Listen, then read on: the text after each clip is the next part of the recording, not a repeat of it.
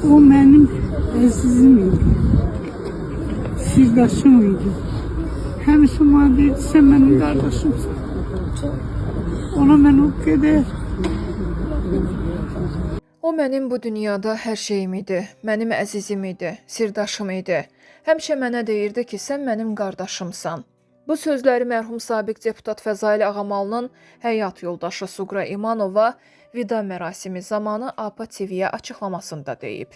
Onun heç vaxt ürəyində ağrılar olmayıb, heç indi gedəndə də yox idi.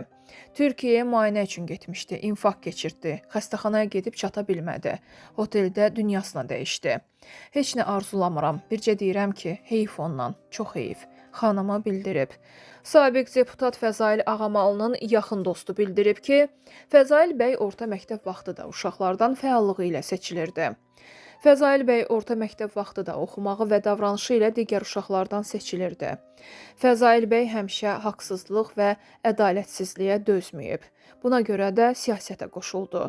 Ana Vətən Partiyasını yaratdı. Onun apardığı siyasət Ulu Öndər Heydər Əliyevin siyasətinə paralel olub. Onun vəfatından dərin kədərlənirik. Allah rəhmət eləsin. Qeyd edək ki, sabiq deputat Fəzail Ağamalı ötən gün Türkiyədə vəfat edib. Mərhumun cənazəsi ölkəyə gətirilərək Ravana qəbirstanlığında dəfn olunub.